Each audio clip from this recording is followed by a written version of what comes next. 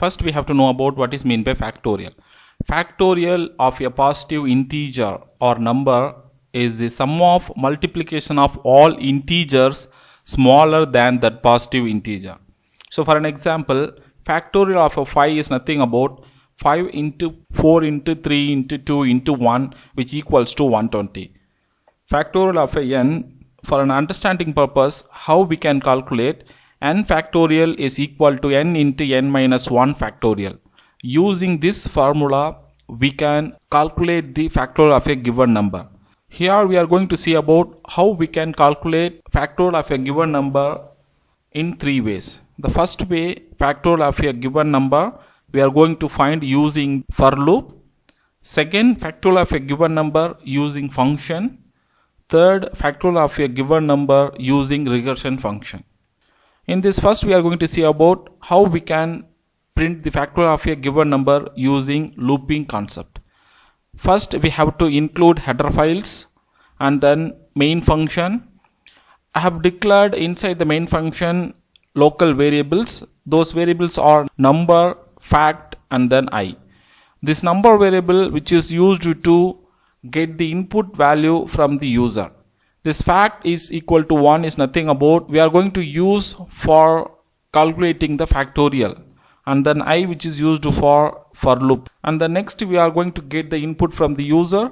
For that I have used printf output function and then scanf input function. Through this scanf we can get the input from the user, and then I have used for loop to calculate the factorial of a given number. In this for loop I have given I is equal to 1, I less than or equal to number, I plus plus. So this is the logic to find out the factorial of a given number using for loop. So the logic is nothing about fact equal to fact into I. So here we are going to make one thing. The factorial at the beginning is equal to 1. So 1 into I, like that we are going to multiply all the integer values smaller than the given number. So here for an example I have given 5 means the factorial of 5 we can find out using this for loop.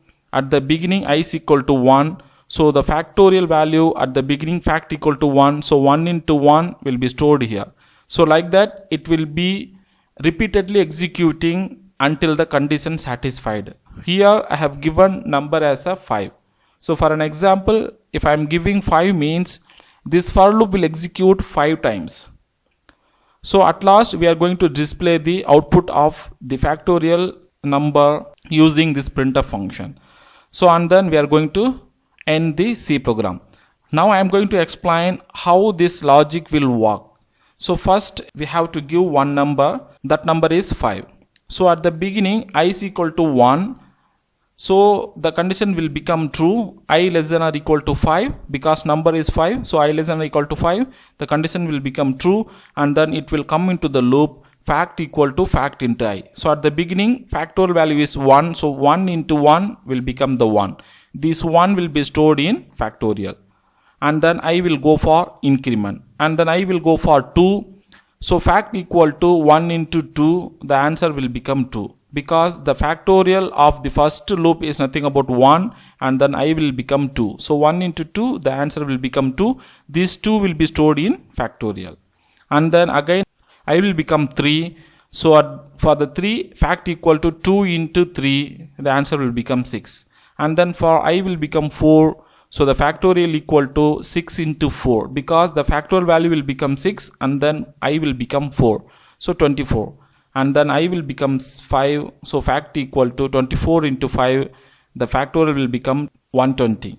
And then I will go for 6, and then here the condition will check, I will become 6, 6 less than or equal to 5. So it's wrong, the condition will become fail, and then it will come out of the loop. At last we are going to print the factorial value using this printf function. So this is how we can find the factorial value of a given number using for loop. Next we are going to see about how we can print the factorial of a given number using function. So before that we have to know about what is meant by function. Function is nothing about, it's a self-contained block of code which used to solve the particular problem when it is called. So here also I have given header file, and then main function. Inside that I have declared two local variable x and n.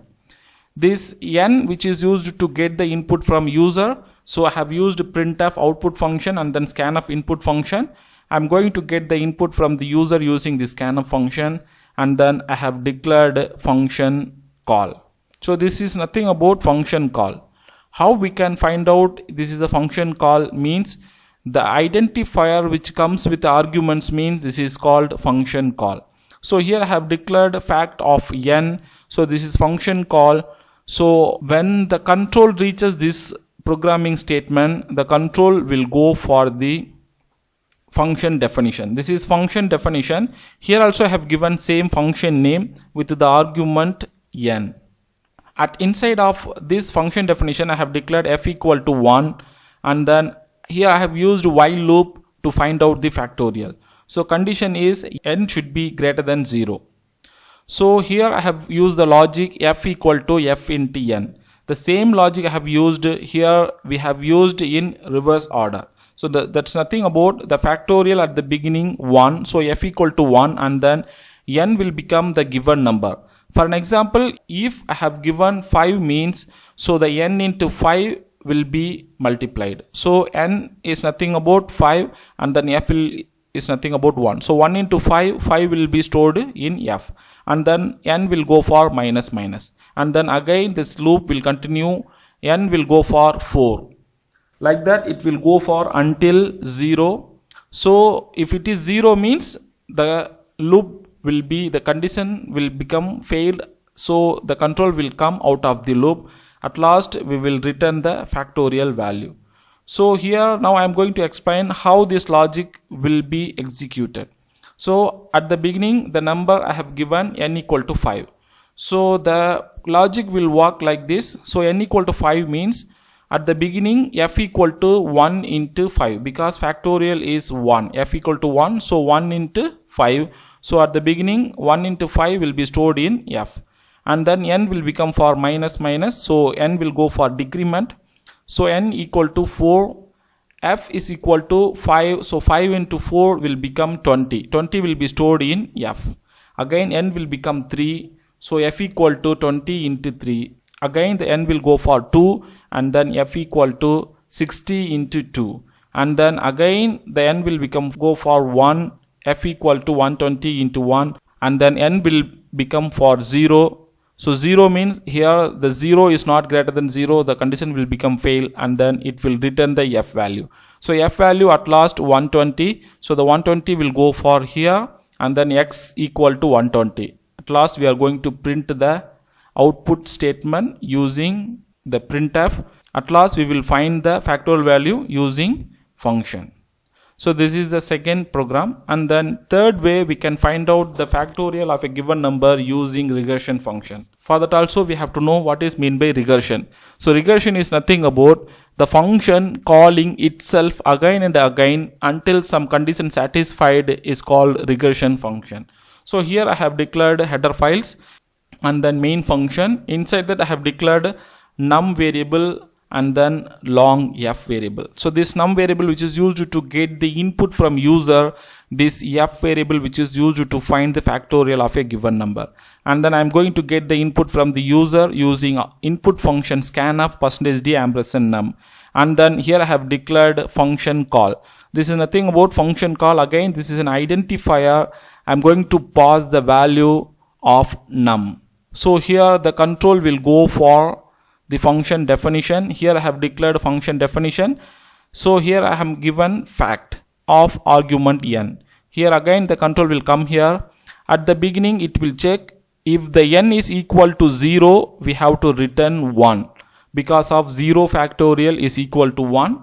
And then if it is condition fail means it will go for else, and then here I have given n into n minus 1. So this is a formula for factorial.